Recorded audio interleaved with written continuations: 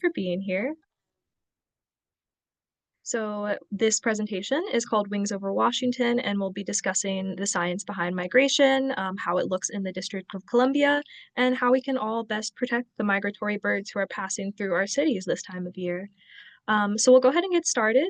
If you have any questions that arise while anyone is speaking, you'll see there's a Q&A function on your screen, so you can open that and type your questions in there, and then at the end of each speaker's presentation, we will have a little bit of time allotted to answer your questions. Um, to give you a little preview of who's actually going to be speaking, my name is Sarah Dolan. I'm a wildlife rehabilitator at City Wildlife. I'll be talking about kind of the rehabilitation side of things as well as some of the basics of migration. Then we have Lisbeth Fuez from Lights Out DC, and she will be speaking more about their work, about really the data that we've found of window strike casualties in DC, as well as some of the ways we've turned that into legislative action. Finally, we'll have Maria Elena from the DC Bird Alliance speak, and she is going to talk about the different kinds of birds you can see in DC during migration, where you can see them, and she might even plug some DC Bird Alliance events that are coming up. Great way to get involved with the community and with the birds around you. So with that being said, let's jump into it. Alrighty. Hopefully my computer handles this well. To start off with a little bit more of an introduction, again, my name is Sarah Dolan. I'm a wildlife rehabilitator. I have 4 years of experience in wildlife rehabilitation. I began in college as a volunteer and climbed the ladder from intern to seasonal staff to year-round staff. I've been at City Wildlife specifically since 2023, so going on 3 years almost, but 2 years currently. And City Wildlife is Washington, D.C.'s only wildlife rehabilitation center. So we kind of have three main goals or arms. The first provides medical care for wildlife in need. We see about 1,800 annual patients. We also promote coexistence. We have a wildlife hotline that anybody can call, whether they found an animal, have a wildlife emergency, or maybe are just having conflict with a wild animal and would like to learn how to humanely resolve that. And finally, we are advocating for DC's wild animals and places. So we're going to raise those alarm bells when we see that animals are getting injured or sick from certain issues, and then we're going to try to troubleshoot and solve that so we can coexist more harmoniously. All right. So, sorry about that. To kind of get into the basics of migration here, migration is an amazing feat of avian behavior. Each spring and fall, billions of birds take to the skies to migrate from resource low to resource high areas. These resources can be food, can be shelter, it can be mates. Approximately 75% of the 2,000 North American bird species migrate. We in DC and along the East Coast are located in something called the Atlantic Flyway. So this is one of four major migration routes in North and South America. And about 500 bird species use the Atlantic Flyway. What we know is that not all migration or not all nights are equal during migration. Species operate or they migrate at different times, and other factors such as weather and can impact migration routes and traffic. We also know that there are certain peaks to migration each season. So in the spring, for our mid-Atlantic region on the East Coast, we typically see spring peak migration from March 1st to June 15th. Or sorry, that's the whole of spring migration. Our local peak is mid-April to early May. Then in the fall, which fully extends from August 15th to November 30th, we see our local peak from about late September to mid-October. And so those peak times are when you're going to see that 54.3% of activity on just 10% of nights. So certainly not all nights are equal, and there are some nights where your actions matter even more in protecting migratory birds or looking out for the victims of window strikes. So to touch a little bit on the mechanisms of migration, which will help us understand why things like windows and light pollution pose such a threat to migrating birds, we need to know how these animals are navigating.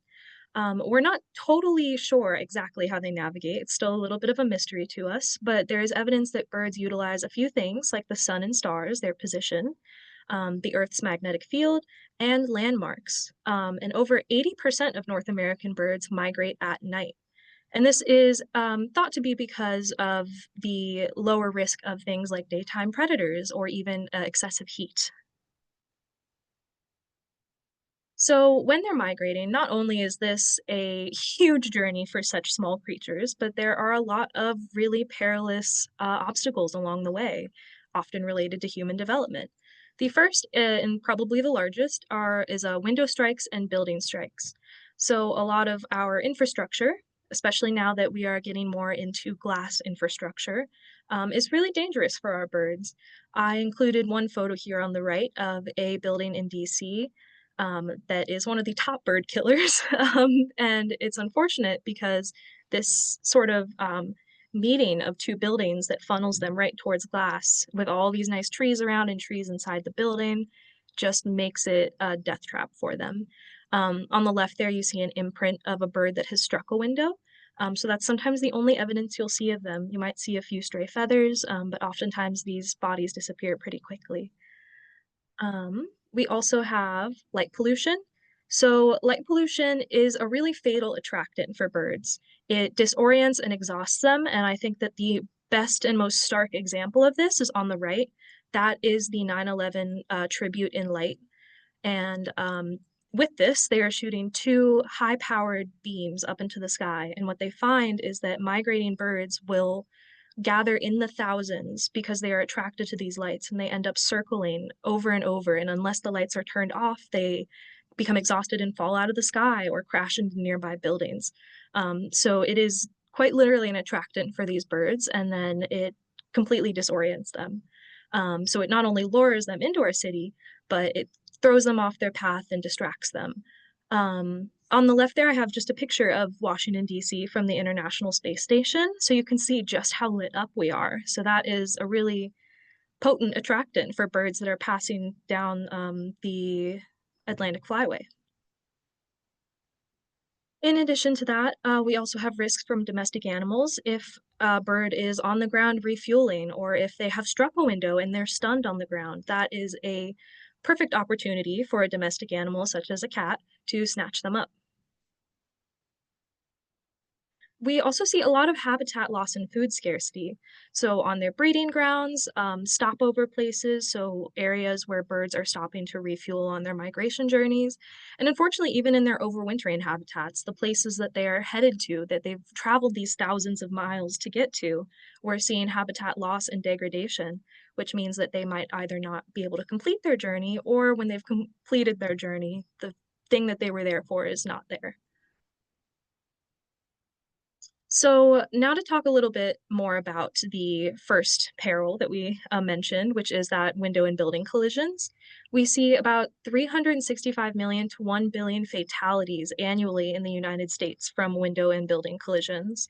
I think one great illustration of the scale of this issue is an event that occurred in Chicago in October of 2023, where over 1,000 birds died in a single night, striking a single building. So, this is certainly something that is affecting just an incredible magnitude of birds.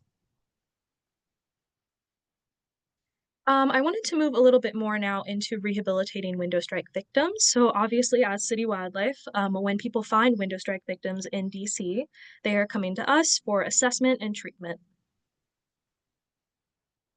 We see a few different common injuries. The most common one is head trauma. So, when they're smacking into these windows, they have concussive symptoms, they become stunned, a little bit neurologic. And with that, we often also see pulmonary trauma, so that's damage to the lungs. We'll hear sort of crackling when we're listening not with a stethoscope. They'll have trouble breathing, they might be open mouthed breathing. We also see something called corneal ulcers. So if a bird smacks into a window with their eye, it can actually create ulcers on the cornea. And with the naked eye, you can't actually see this, and the bird might be fully flighted and look fine.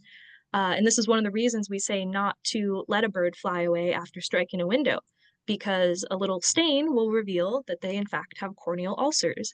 And without treatment, it leaves them very vulnerable because it obstructs their vision, and then they could either be at higher risk for future collisions or again be vulnerable to other things like domestic animals. Besides that, we see quite a few shoulder and wing fractures. This is often what they're smacking into the windows. So we'll see broken wings, broken shoulders. Sometimes we'll get luxations, which is where joints kind of disconnect. And perhaps the most tragic, I think, is it's not unusual for us to see spinal trauma. So we'll see paralysis and general disuse of the limbs. So those are kind of the common injuries that we see. And one thing I wanted to point out, the top right photo there is a wood thrush. These guys are our state bird in DC. And you might notice he looks a little bit round, extra round, and that is actually a result of pulmonary trauma. So in addition to lungs, birds have 9 air sacs throughout their body. And if these air sacs are ruptured, such as from blunt force trauma, they will actually leak air between the skin and deeper tissues, and it'll cause the bird to blow up like a balloon. And that is the case for this wood thrush. It also means that they're not breathing as effectively, so oftentimes we have to support them. And so now I'll talk about kind of the treatments that we see for those injuries. There are various medications we can give, pain management, anti-inflammatory, medicated eye drops, all sorts of things, antibiotics if they have open wounds or if they've interacted with a domestic animal. We can also provide oxygen therapy. So again, a lot of these animals damage their lungs. So we're going to want to provide a higher concentration of oxygen to ensure that even if they're not breathing effectively, their cells and their tissues are receiving the oxygen that they need.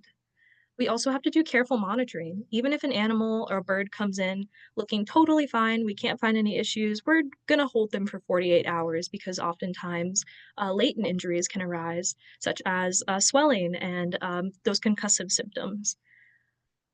For animals that may have broken bones, we can repair them in a few different ways. We might wrap them, we might splint them, or we can perform surgery depending on the type of break and where it is. That is a decision that our veterinarians make. We can also provide physical therapy.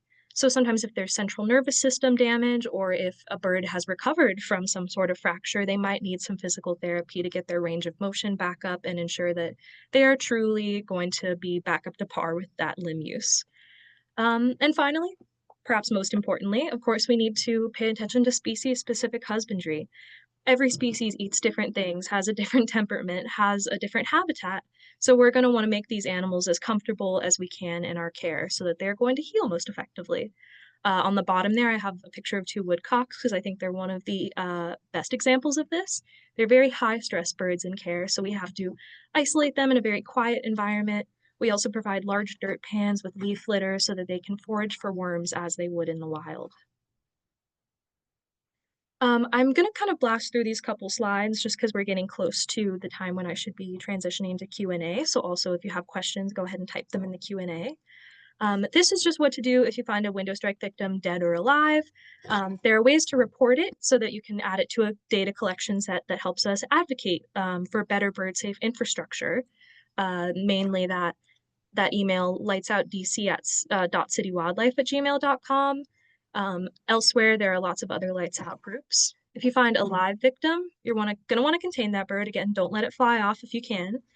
Still record that same information. Contact a wildlife rehabber in DC. That's us. Outside of DC, you can use animalhelpnow.org, that ahnow.org, to find permitted rehabbers near you anywhere in the US. And most importantly, until you can get the bird to a rehabber, keep them in a warm, dark, quiet place with no food or water. Alrighty.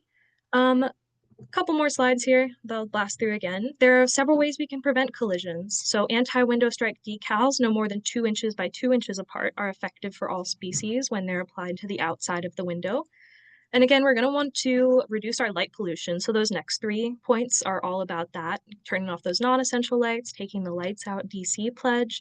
And for essential lights, because there are essential lights, you can follow Dark Sky International's 5 principles to minimize your impact. You can also move the position of your bird feeders to reduce the risk of window collisions, but again, this isn't fully effective if your windows are not treated. So treat those windows. I just have a few other ways to support birds here. These are all great for our migratory birds. But in the interest of time, I'm going to go ahead and skip this slide. One other thing I wanted to mention, because we just got this patient yesterday, or the day before. This is a common yellowthroat who was stuck in a glue trap that was placed outside, and as you can see, his primary feathers are damaged severely. So this guy is not able to fly and he's unlikely to make migration. I mean, he won't make migration. And he'll either have to stay over winter with us, or we'll figure out another plan for him. But it's unfortunate because this is a preventable thing, and now he will not make it to his overwintering grounds. So, last slide actually. Just get informed too. You can explore a lot of migration data and bird resources. Like birdcast.info is my favorite one. If you follow our social media, you've likely seen it. It gives you awesome things like expected migrants, maps of migration traffic, and you could even subscribe to alerts so it can tell you when migration traffic is going to be high. And with that, we'll have a few minutes for questions. We've actually just got a couple, so let me see if we've got any questions here. Yes, Sarah. So the first question we have is that Kate was wondering if the slides will be available after the webinar. Um, we hadn't made a plan to make the slides available, but I'm sure we could.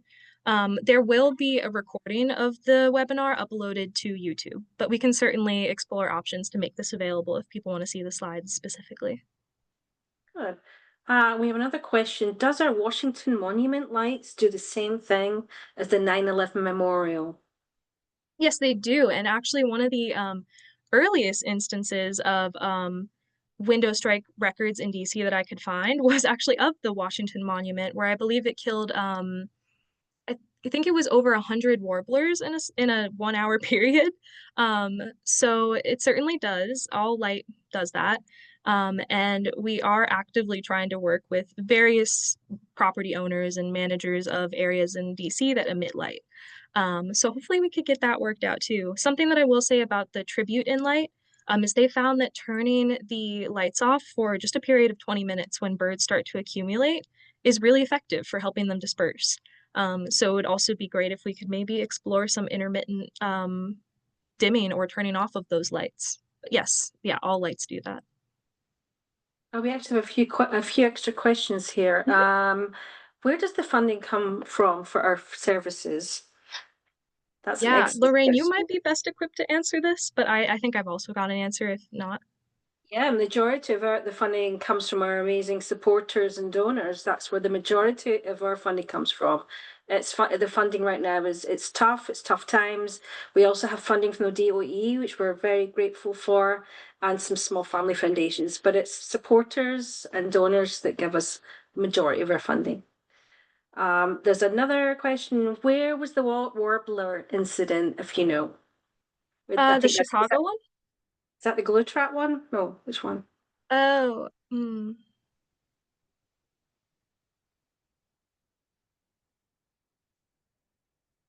if it know. was the one that I mentioned a moment ago, that was the Washington Monument.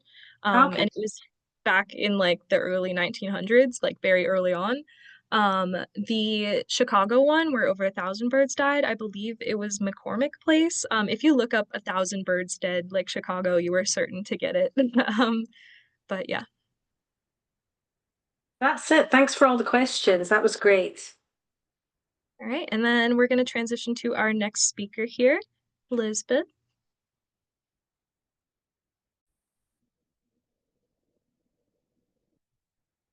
Hello. I think there was one more question. Just But saw that what, actually quickly. Are there any campaigns that end the lighting issue? That's a good point for you, Elizabeth. Elizabeth is going to Yeah, talk about that. she can handle that. Yeah, exactly. So that's going to be coming up. So that question will be answered. okay, I'm going to go ahead and share my slides. Can everybody see that? Yep, you're good. Great. Thank you. Um, Thank you very much, Sarah. That was really interesting. I'm going to build on some of the things that Sarah mentioned. My name is Elizabeth Fuse. Along with Stephanie Dahlke, we are the coordinators for Lights Out DC, which is a program of city wildlife. We started in 2010, joining other groups, like similar groups. The first group was called FLAP, Fatal Light Awareness Program, that started in Toronto in 1993. And the goal of programs like Lights Out DC is to help protect migratory birds from window collisions. So we're trying to define the extent of the problem by actually monitoring buildings. In this case, in a small area of downtown DC, we're attempting to educate businesses, residents, and homeowners, property owners about the existence of this problem. And then we're obviously advocating for solutions. Um, One of the things that we do is, so we go out during the times that Sarah mentioned, during spring and fall migration. We have 4 routes in downtown DC. It's about 100 buildings in all that we survey. Volunteers go out usually about 7 days a week, early in the morning, somewhere between like 5:30 and 7:30, looking for birds that have struck windows. And we go out early in the morning because there are other predators like rats, crows, seagulls, and also people that are out there sort of sweeping the streets or washing down the sidewalks. So we're out there early to pick up birds. You see in this image here, one of our volunteers picking up, I think it's a brown thrasher. You'll see that in her hand there's a plastic bag. So when we have dead birds, we place it in a plastic bag. It gets put in a freezer, and we write down the information about where it was found, when it was found, the volunteer's best guess at the species, and we collect those. We also rescue injured birds, and there are certain ways to tell if a bird is injured. Basically, if you could catch it, it needs help. The image on the left shows a warbler up against a glass window on a route in DC. When they're like that, when they're close to the window, oftentimes, you'll see a English house sparrow or somebody hopping around. That bird is fine, but there are some definite signs. Obviously, it allows you to pick it up. If it cannot stand, if it's not using both feet, if it's squinting or shutting its eyes. And as Sarah mentioned earlier, they often have pulmonary problems. So you often see them with their mouths open, breathing very heavily. This list on the right-hand side of all of those indicators is from FLAP, from Fatal Light Awareness Program in Toronto. They have, starting today, is their Global Bird Rescue Week. So they're asking people to document instances of window collisions into their data set. So in addition to collecting the dead birds, we collect these injured birds. You see here in the image that someone is scooping up an ovenbird with a net. We then, again, sort of following what Sarah mentioned, we want to keep it quiet and dark to minimize the amount of stress it's experiencing. So we very carefully place it in a paper bag that has a napkin in the bottom, and we clip it shut. And then we will take it to city wildlife. And as Sarah mentioned, sometimes the bird seems fine, like it might even be fluttering or moving when we get it in the bag. But it's true that a lot of the injuries you cannot see, so which is really wonderful to have city wildlife there to accept the birds and check them out for us. Once volunteers collect the dead and injured birds, take them to city wildlife, put them in the freezer, etc., then we put the data into a database, and then that data becomes available to researchers. So for example, when Sarah mentioned in one of her earlier slides, the really startling fact that 365 million to 1 billion birds die annually in the United States from window collisions. That was a study from 2014 in which the researchers for that project took the data from Lights Out DC as well as other similar Lights Out program to come up with that statistic. So the data is very valuable in that regard, so to help everyone understand the sort of extent of the problem. But there are other reasons why we collect the dead birds. We often, in addition to having the sort of information about the birds themselves, we have the physical bodies of the dead birds. And so we have shared those with a number of different scientific institutions. I'll just mention 2. So the Smithsonian The National Museum of Natural History takes birds for all sorts of reasons. Currently, they have two researchers doing really interesting work with the birds that we bring them. One researcher is looking at tapeworms inside the birds to sort of study them and understand them. Um, so she takes the freshly dead birds and performs work with them. And then there's another researcher at the Smithsonian that is interested in seed dispersal. So he's interested in knowing like what types of seeds the migratory birds are carrying in their guts to get some idea of like how migrating birds participate in seed dispersal. And we've also worked with the National Zoo. Some of you all may have been to their beautiful renovated birdhouse which they put bird-friendly glass in, but they also changed their collection. So now they have predominantly native migratory birds. And in order to know how to feed them, for several years, they took our dead birds and did what they call FAT score studies, which is looking at what does a healthy migratory bird look like what is the level of fat they're carrying with them so that the zoo staff could figure out how best to feed the birds that they are caring for at the zoo. Anyway, so once we do a whole year of collecting the birds, so spring and fall migration, we have this data. We go through the frozen birds and we match it to the information that we have, make sure that the birds have been correctly ID'd before donating them on to other projects. And at the time, we also like to take photographs of the birds. Like Sarah showed that one photograph from the Chicago incident recently. These are just two examples from years that when we've photographed the bird. So on the left is 2016, where we got a total of 325 birds. There aren't 325 in that picture because obviously some of them were injured and hopefully later released. In 2021, you see there's 738 birds that we found, and we've arranged them here by species. So you get some sense like in the left hand, you can see that there's a hawk, for example.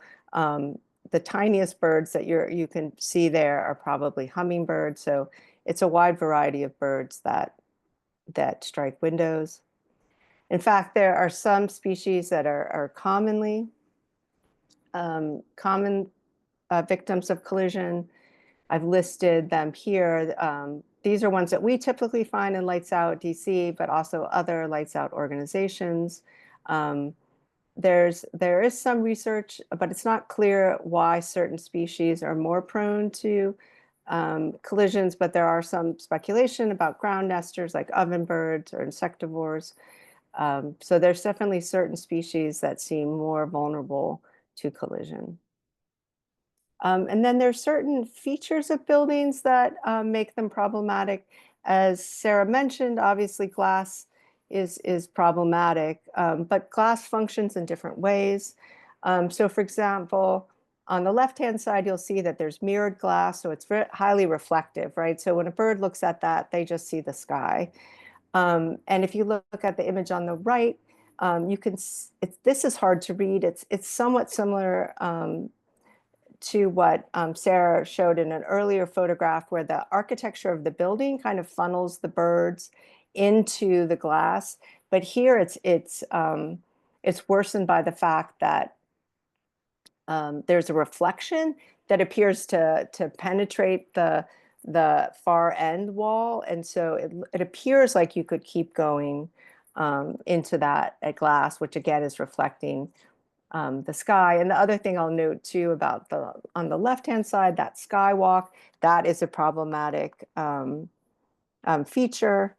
Other things that are bad for birds is if behind glass there's plants visible, if there are sorry, excuse me. And also one thing to keep in mind too, it tends to be 40 feet and below where there are a lot of window strikes. So sort of any glass down at street level is particularly problematic. And these are both examples of buildings in DC. And also glass can change. So this is this is Thurgood Marshall Building at 1 Columbus Circle in Northeast, right by Union Station. So you see on the left-hand side, the glass is reflective in the morning. So again, the bird would just see that as sky that they could fly to. And on the right-hand side, you'll see that that same glass at night is transparent, and it's got plants that are lit, as well as additional lighting, which is also attractive to birds. So the same building is problematic for different reasons at different times of the day. And I just wanted to include this image because I think it really underscores that reflections kill. The bird is to the right, and that's its reflection to the left. This is a building in DC.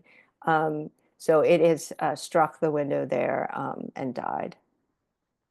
But glass is not now only being used in buildings. We also are seeing it used a lot in railings. Those are the images on the left-hand side. And also in bus shelters. We often get calls about hawks that have collided with bus shelters because they're like chasing their prey, and they will collide with a bus shelter. So the question becomes, like, what are some things that we can do to help mitigate the problems that glass and lights pose? Obviously, getting building codes implemented is very important. We had success with the Migratory Local Wildlife Protection Act for 2022, Lights Out DC, and many other organizations in DC, like DC Bird Alliance, joined together to get this act passed. We had wonderful support within the DC government to get this law passed. It's taken a while to get it implemented because it's taken a while to figure out like the system that they're going to have for buildings to get permitted. But essentially, starting in January of 2025 of this year, new buildings or substantial remodeling of existing buildings will have to use bird-friendly features and glass in their construction. And so you'll see Washington, D.C. is highlighted in red. There's been a sort of real movement to get legislation passed. So this is a selections of jurisdictions where some version of bird safe measures have passed. So it's a growing cause, and I was looking online, and there's been some even more recently than the state of Maryland in 2023. Another thing, and I think this was a question someone asked, is you can reduce lights. You can, at home, you can turn out your outdoor lights. You can use dark sky outdoor lighting. You can choose warm light bulb colors. There's a number of things you can do. And we have a pledge now. You'll see our lightsoutdc.info there. And it gives you lots of information about various things that you can do at your home to mitigate light. And you could take a pledge, and as a homeowner, you can say, I agree to do that. I do it at my house. It feels good because residents, we've been talking a lot about big buildings, but residents' homes also kill many, many birds. There are some statistics that say every building kills between 1 and 4 birds annually. You can also treat your existing glass. Sarah mentioned some of this. One thing to note about large buildings is it's usually only a portion of the building that's problematic to birds. We generally find when we monitor that the birds are crashing in the same place. So you can sort of treat particular places on a building, and you can also do it on your home, and I'll show some examples. This is, Sarah mentioned this again, like you want to have, if you're treating the windows, you need to make the glass visible using visual markers. They need to be on the outside of the window, and they need to be spaced a certain way so the bird doesn't think that it can sort of navigate through the whatever lines that you've created or whatever pattern you've created on your windows. So here's 2 examples. On the left is the sort of dotted film that you can add. And on the right are dotted stripes, and I've added those to a patio door of mine that doesn't have a screen, and also to a basketball glass backboard that we have in for our kids to play with. We've treated that because I did find a white-throated sparrow underneath it one time. This is an example of the convention center downtown. They put film on the outside of their windows. This is with stripes, and it's reduced the collisions by something like 80% at that. This is a walkway across between two buildings at the convention center. An inexpensive way is something called excipient bird savers. These are like cords that hang down from the windows and move with the wind and effectively indicate to birds that they can see the glass. Because glass, it just doesn't exist in nature, so birds need to be sort of visually made aware of the fact that that is an impenetrable surface. We've got to watch our time for questions. Yeah. Okay, Okay, sure. cool. This is the contact information for us, and some of this Sarah already gave. So I am finished. Perfect timing. So we have some questions. Let me just look at the questions. Is there anything done with tags on birds? Any reporting related to the tag? Does bird tagging help birds or hurt them? Like tagging, like when, like the tagging that we do. We just, or do they mean banding? It says tags done with tags on birds. Maybe they mean Yeah, banding. yeah. I mean, and the images that I show when we're tagging the birds, that's Yeah. just so that you can keep track of them when we give them to a museum, so they can see like our data um, and match it to the bird, so that they know where the bird came from, like when it died, things like that. But I mean, there is bird banding that happens to track They meant birds. bad. Sorry, Elizabeth, they meant bad bands. Yes, they just Oh, bird banding. Yes, to keep track of birds. I've also worked with a researcher that puts like little geotags on birds to sort of figure out where they go. So there are ways that that scientists are using tags and bands to track birds' migration. And I know personally from my own experience, having participated in a Smithsonian program where they banned birds in your backyard, that we had birds that came repeatedly to our backyard year after year. So yes, it's used to track migration. And then there's someone's asking, Parker Thornton's asking, how can they volunteer with sorting and checking the dead birds? Yeah, at this email that's right here, lodc.cw@gmail.com. If they get in touch with us, we'd be happy to bring them in to help us with that. We're always looking for volunteers. Thank you. Someone else is saying they work at DC government building, has loads of glass. Is there anything being done to film these buildings? Mean like put film on them? Yeah, it looks like it. Yeah. Yeah. We are working hard to get businesses on board with this plan to mitigate glass. I know that some government buildings have like worked with us, like Thurgood Marshall is under the architect of the Capitol. But as of now, there's no any sort of work like that would be volunteer. Like a building would have to sort of voluntarily treat their glass, and there isn't a lot of movement in that regard because it is more expensive to mitigate existing glass than it is to like start from the beginning and put in bird-friendly glass at the when the building's first being built. Excellent. There's another question, but I can answer that one. I think we need to move on. Okay, Okay. let me unshare.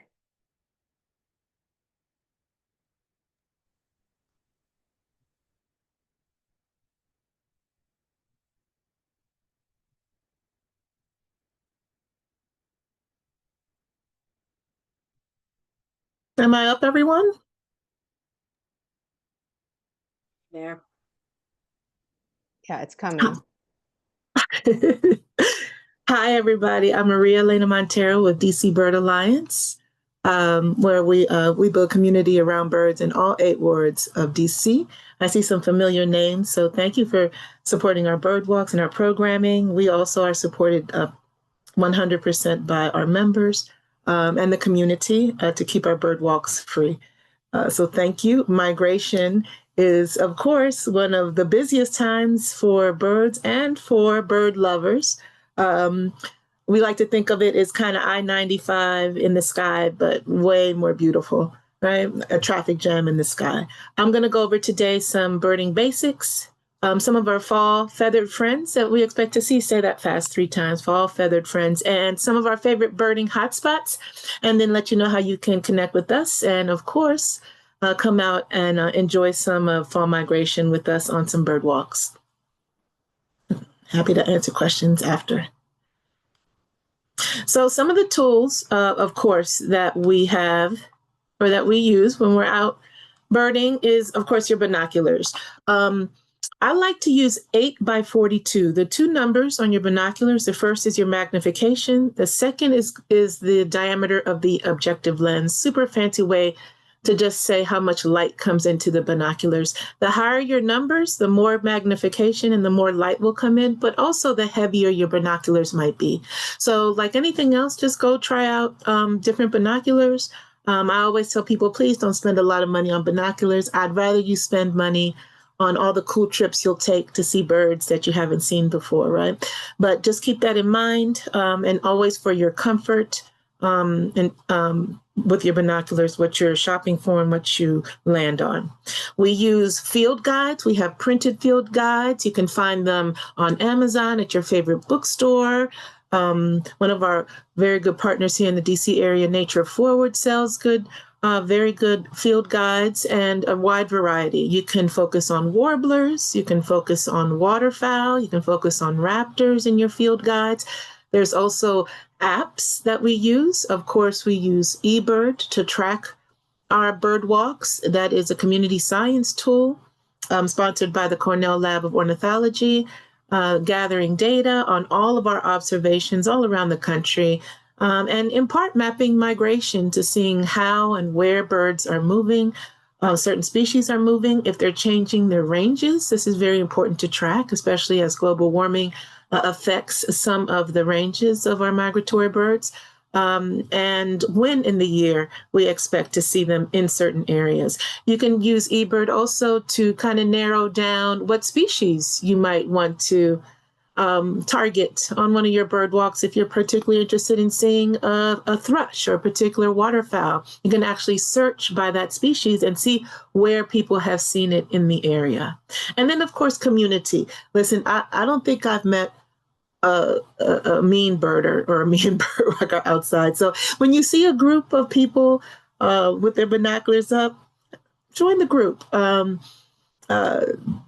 It's always more fun to be among with other people. More eyes, you usually see more birds. There's a whole bunch of communities just like ours, like DC Bird Alliance in the DMV, that you can join and have meetups and have their own bird walks and other activities. And join up. And even if you're a novice, if you think you're a novice, I kind of don't even like to use the word birder anymore because it makes people think you have to have a certain degree of expertise. You just have to love birds and be curious. So just come out and join any of the communities of nature and bird lovers and learn something and have fun. For etiquette, we always respect private property. Sometimes private property owners give us permission to come on to their land if there's a particular rare bird. It's called, in birding speak, it's called extralimital, a bird that's kind of been blown off its migration path a little bit, maybe by a storm, maybe it's a youngster that kind of lost its way before its DNA kicks in again. So just respect private property. Stay off of private property unless given explicit permission. We stay on trails and paths so as not to disrupt habitat. We leave no trace, no trash, don't leave any artifacts out there. Make sure you collect everything that you came with. And we also share the view. Like I said, I usually almost always run into fellow bird lovers out there, and then we share, hey, down the path we saw this, or hey, you might expect to see this today if someone's on their way out or we're on our way in. It's always fun to share what you've seen, and maybe you can use it as a reference for what you can see yourself. Some of our fall feathered friends that we expect to see during fall migration. Under the songbirds, of course, everyone's favorite, the warblers. During the fall or in the fall, a lot of them have on what I say a different outfit, right? In the spring, they are their colorful, super colorful selves. In the fall, a lot of them have different non-breeding plumage, which is a little duller. Some of them are just as, or as brilliant, just not the same colors, not as bright. If you refer to your guides and some of the apps, especially Merlin is a good app. Merlin can also listen for you, but it also has some visual representations. There are some apps that have a fee. One of them is Sibley. It also gives you a side-by-side visual representation of how the bird looks in breeding plumage and how it looks in the fall. Thrushes will be migrating through our area. All the vireos, Philadelphia vireos, red-eyed vireos, blue-headed vireos, our tanagers and orioles, always a treat to see. Might be a little duller, well, especially a little duller. The males that are the brilliant kind of orange-red, they are not as brilliant. They're not that color here in the fall. But they are still, you have to use other identifications to identify the tanager. The bill, the shape of the bird. If it calls, maybe it's call. And so during fall migration, a lot of us, you cut your teeth on identification because you have to work a little harder. The bird may not look the way you expect it to look, or maybe the way you saw it in the spring. And our sparrows. Now's the time when sparrows will start to come through at the end of migration. One of my favorites is white-throated sparrows and their gorgeous little whistle. And we'll start hearing that pretty soon, early in the morning. Our raptors. Now the songbirds migrate overnight. Raptors migrate during the day. You might see hawks. You might see a lot of eagles. They'll start coming in, and then very heavy as the winter starts to come, and falcons. So just keep a lookout. Again, they migrate during the day, which is probably why songbirds migrate at night, right? And some of our special friends that we like to see, I wanted to highlight the chimney swifts and their tornado. You might have seen this display somewhere around town, somewhere in the DMV, where chimney swifts, hundreds of them, start to circle, circle, circle, making what looks like a tornado before they descend into a chimney. The Smithsonian, our friends at the Smithsonian, have been working with the chimney sweep industry to develop some prototypes for caps that both serve the purpose of capping the chimney for adults but allow for birds like chimney swifts to safely roost. So keep an eye on that kind of research and on what you can do to help.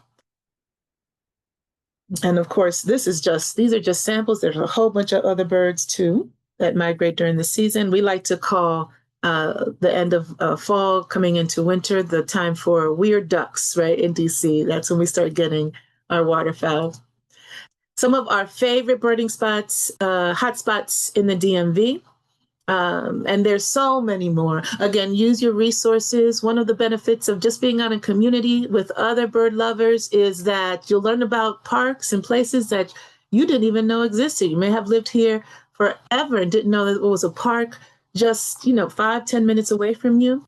That's a birding hotspot. So in DC, of course, Rock Creek Park, anywhere along Rock Creek Park has a wonderful diversity of habitat, and so has a great diversity of bird species, especially during migration.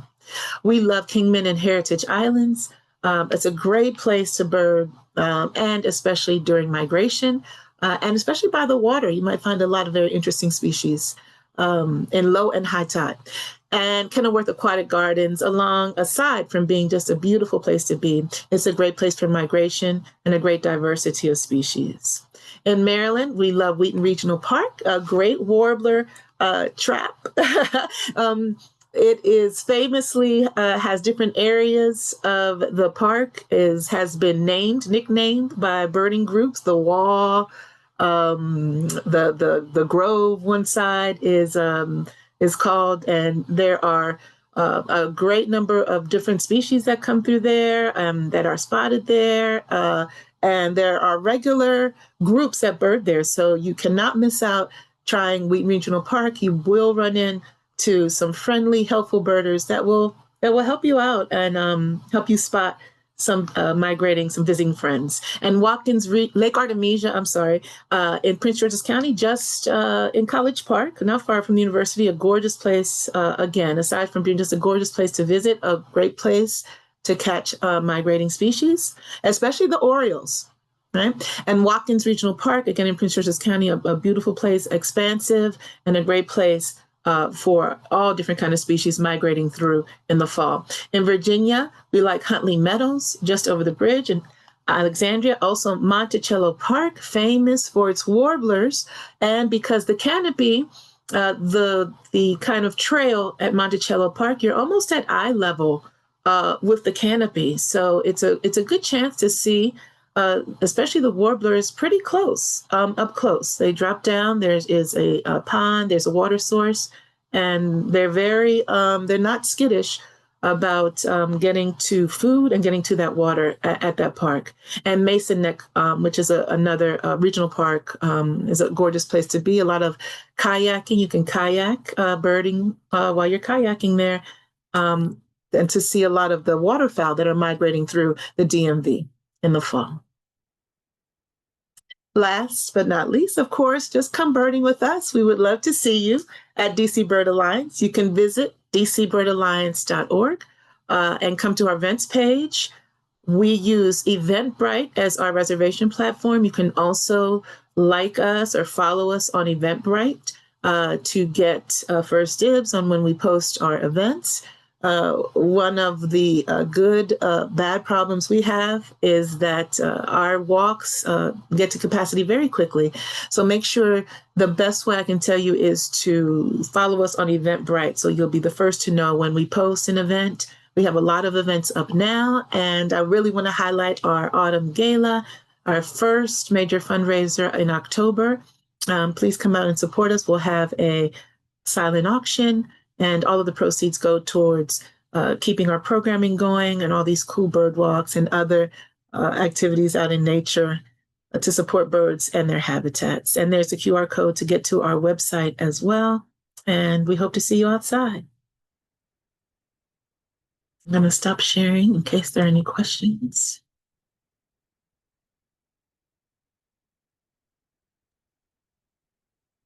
Do you have any questions? I have a question actually. What kind of group sizes are going out on these kind of bird events, looking at birds? What kind of group sizes are they? The group sizes, usually we try not to make it, we try not to get too big on the group sizes because we want everybody to have a good time. And if the group is too large, you're going to get, some people get left out. So we try not to let the group get larger than 25. If it does, then we'll just break up the group and have more than one group at a time. And do you usually go early in the morning? Early in the morning. The earliest we go out is 7, but the majority of our walks start at 8 a.m. Excellent. I'm going to join you on that. It sounds amazing. We would love to see you. We would love to see you. Excellent.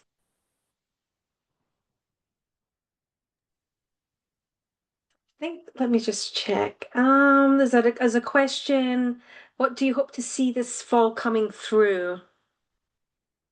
I always love to see the warblers. I'm still practicing, actually, learning to identify them in their fall plumage. It's tough.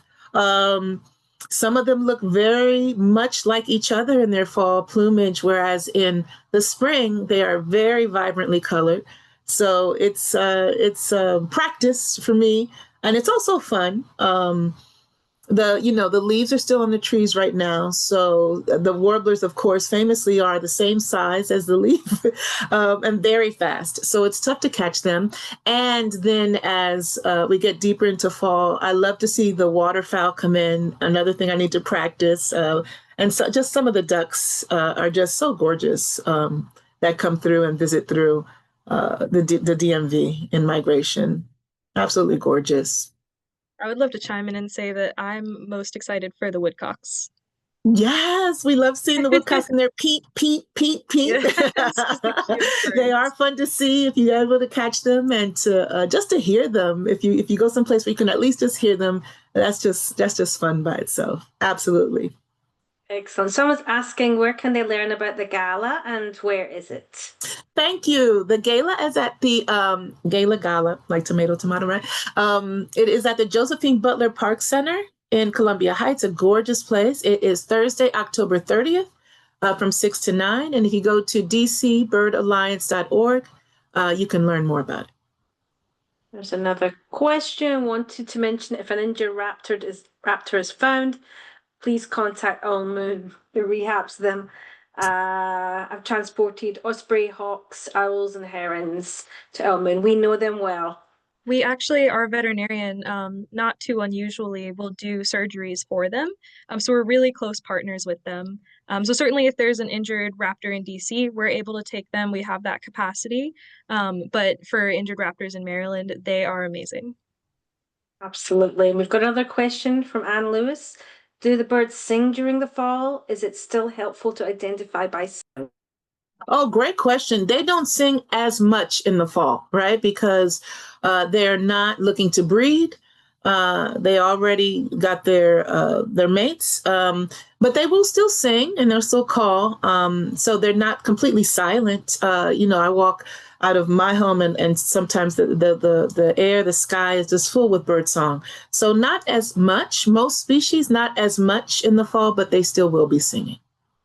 And someone's asking where they can see an oriole. Someone lives in Silver Spring and they've only seen one once. Where can we have some luck seeing an oriole? I'd love to know that too. Baltimore and Orchard Orioles are if you're in Silver Spring, Sligo Creek, you might hear them before you see them. MLK Park in Silver Spring is famous for having Baltimore Orioles and Orchard Orioles. Lake Artemisia, of course, through Rock Creek Park, where it might be a little tougher to see them, but you'll definitely hear them.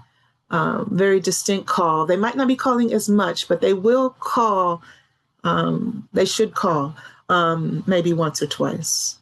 So those top places. If you're in Silver Spring, a walk through Sligo Creek, you might find your Oriole. Excellent. Thanks everyone for all those great questions. We're now at time, so do we have any more questions? I think let's see. Yep. A lot of people saying thank you. So thank you so much, everyone, and for the amazing presentations. Thank you, everybody, for coming. Thank you. Thanks so Thank much. you, everyone. Thank you, everyone, for attending. It's been great. Have a good evening. Take Bye. care. Bye. Bye.